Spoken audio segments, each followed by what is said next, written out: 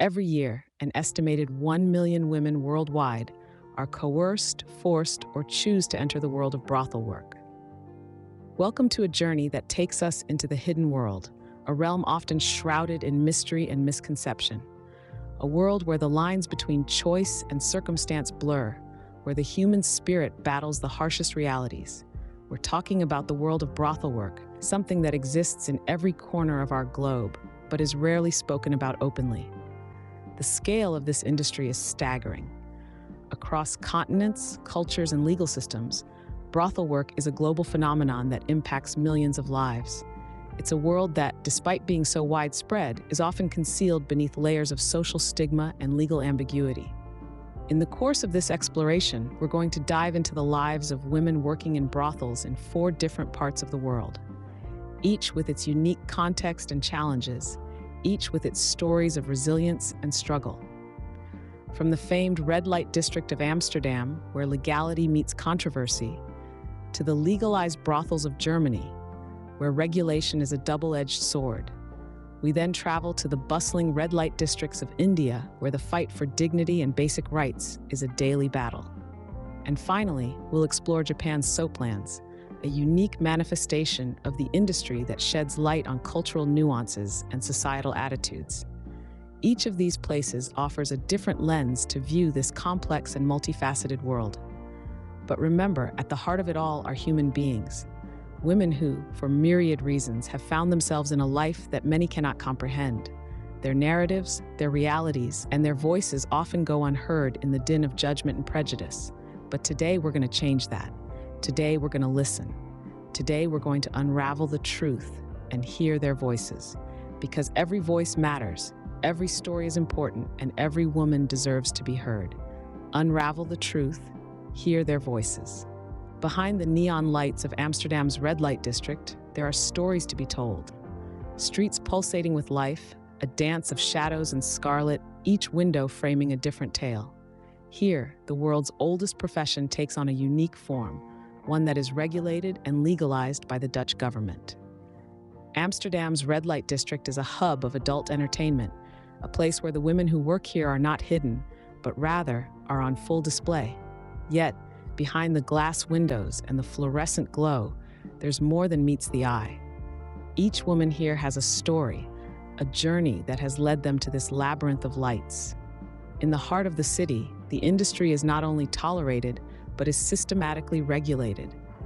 The women working here are registered professionals, their rights protected by law.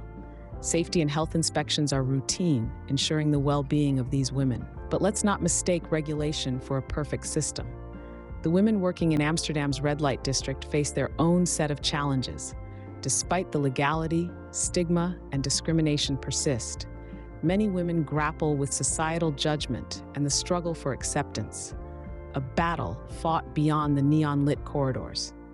We hear from one such woman, her voice a testament to resilience. She speaks of the strength it takes to stand in the window, the courage to own her narrative. She talks about the freedom she feels, the control over her body and her choices. Yet, she also shares the hardships, the judgment, and the loneliness that often accompanies her profession.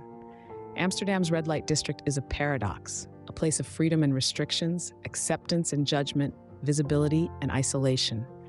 It's a world where women navigate the complexities of legality, societal norms, and personal choice.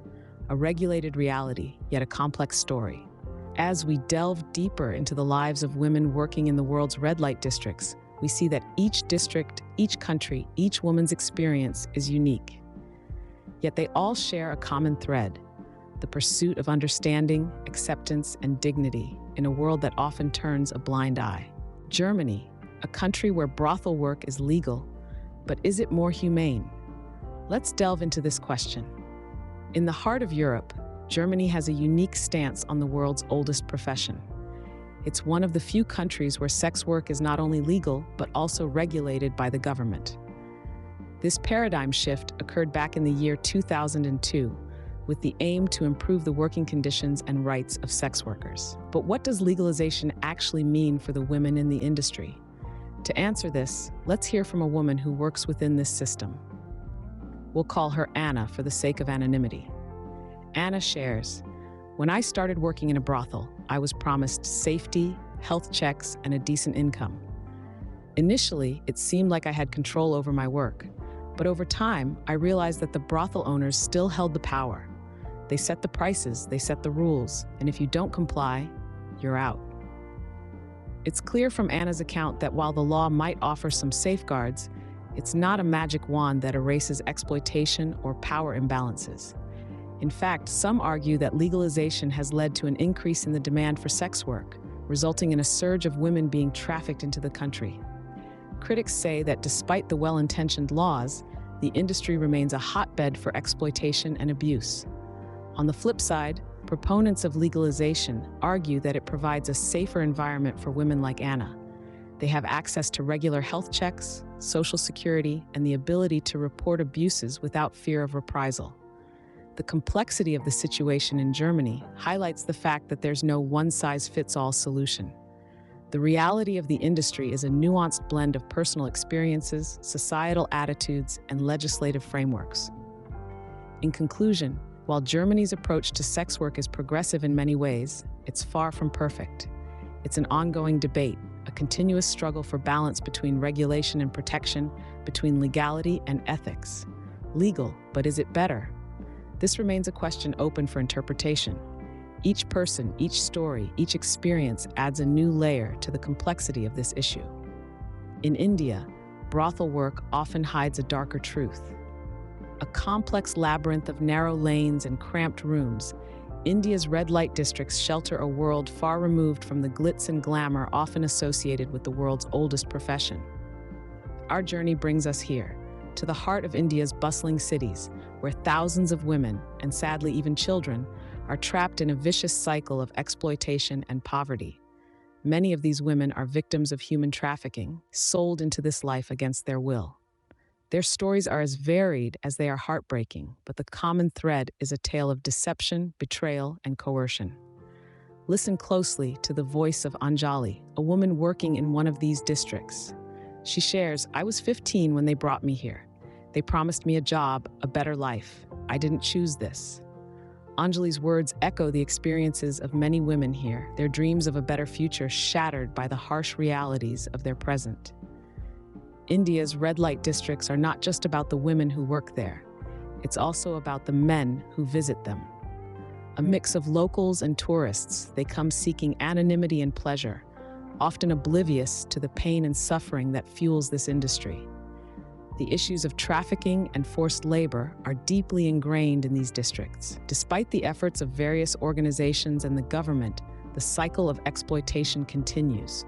The women are often unable or too afraid to escape, bound by societal stigma, financial dependence, and sometimes even love. Understanding the harsh realities of India's red light districts is not about passing judgment, but about fostering empathy. It's about recognizing the humanity of these women, their strength, and their resilience. It's about acknowledging the systemic failures that have allowed such exploitation to persist. As we step out of the dimly lit lanes of India's red light districts, we are left with a stark portrait of a world hidden in shadows. A world where dreams are sold, innocence is lost, and survival is the only goal. A world that desperately needs our attention, our understanding, and most importantly, our action. A world hidden in shadows. Japan's brothel industry, known as soaplands, presents a unique case. In the land of the rising sun, the adult entertainment landscape is as distinctive as the nation's culture itself. Among the myriad facets, one that stands out is a peculiar world known as soaplands. These establishments, often shrouded in neon lights and mystery, are an integral part of Japan's nightlife. Let's hear from a woman who works within this industry. Her voice, anonymized to protect her identity, offers us a glimpse into her world. She shares, "In the soaplands, we provide a service that is more about companionship than carnal desire. The customers come here seeking an escape, a moment of respite from their daily lives." The societal perception of soaplands in Japan is a complex tapestry. On the one hand, they are seen as necessary outlets for those seeking adult companionship. On the other, they are often stigmatized, viewed through a lens of moral judgment. What's unique about Japan's approach to this industry is the legal ambiguity. While prostitution is technically illegal, the law defines it in such a way that it allows for a certain degree of adult entertainment. This loophole, some argue, allows the industry to operate in a gray zone, providing a veneer of respectability while obscuring the harsh realities faced by the women working within. The woman's voice returns. In society's eyes, we're often seen as fallen women, but we're just like anyone else, trying to make a living, trying to survive. Japan's soap plans then present a paradox. They are both a product of societal demand and a symbol of societal judgment. They offer a service that is sought after yet frowned upon, existing in a space between acceptance and denial. The stories of the women working in these establishments are rarely told. Their voices are often drowned out by societal prejudice and legal ambiguity. But it's essential to remember that behind the neon lights, the soap bubbles, and the veiled curtains, there are real lives, real struggles, and real stories. Behind the soap bubbles, there are untold stories. From Amsterdam to Japan, the experiences of women in brothels are as diverse as the countries themselves. To journey around the world is to discover a kaleidoscope of stories, all unique in their own right, yet bound by a common thread. We've journeyed from the vibrant streets of Amsterdam's red light district to the legalized brothels of Germany, and from the heart-wrenching red light districts of India to the intriguing soap lands of Japan. In Amsterdam, the women who work in the red light district operate as independent contractors with their own rooms and the freedom to set their own rules. They are protected by law and have access to medical care. Their work is treated as a legitimate profession. Contrastingly, in Germany, where brothels are also legal, the women often work for a manager and have less autonomy. Yet they too are protected by law and have access to healthcare and social security benefits. In India, the story is different. Many women in red light districts are there not out of choice, but due to circumstances beyond their control. They often face exploitation, violence, and a lack of basic human rights. Yet, amidst such grim realities, there are glimmers of hope, with organizations working tirelessly to provide education, healthcare, and opportunities for these women. Japan presents yet another facet of this complex tapestry. In the soaplands, women provide companionship and non-penetrative services in a culture that values discretion and etiquette. Despite the legal gray area, these women often enjoy better working conditions and higher pay than their counterparts in other countries. Each of these stories paints a different picture of the global sex industry, illustrating the varied experiences and circumstances of the women within it. From empowerment to exploitation, from freedom to coercion, from choice to circumstance, these narratives underscore the complexities inherent in this industry. Yet, despite these stark differences, a common thread weaves through all these stories: the resilience of women navigating life in an often misunderstood and stigmatized profession. A mosaic of stories, each unique, each important. Understanding the lives of women in brothels worldwide is the first step to effecting change. Let's pause for a moment and ponder on this. The women we've been discussing, from Amsterdam to India, from Germany to Japan, are not mere statistics or faceless entities. They are daughters, mothers, sisters, friends. They laugh, they cry, they dream, just like us. Their lives, their stories matter. As we delve into possible solutions and initiatives, we must remember that change can't be brought about in a vacuum. It requires a collective effort, a global will. It requires us to challenge the status quo, question our own biases, and most importantly, listen to the voices of these women. One of the key initiatives could be legal reforms. In Germany, for example, brothels are legal, but this doesn't necessarily translate into better conditions for the women working there. So, the fight is not just for legalization, but for regulation as well. Laws that provide protection, ensure fair working conditions, and safeguard against exploitation. Another critical solution is empowerment through education and skills training. Many of these women are trapped in this life due to lack of alternative means of income. Providing them with the tools to break free from this cycle of exploitation can give them a chance at a life they choose, not one that's chosen for them. Let's also talk about healthcare. Sex workers worldwide face a high risk of sexually transmitted diseases and mental health issues. Access to regular health checkups, counseling, and treatment is crucial, But all these solutions mean nothing without societal change. The stigma associated with sex work often prevents these women from seeking help and accessing these services.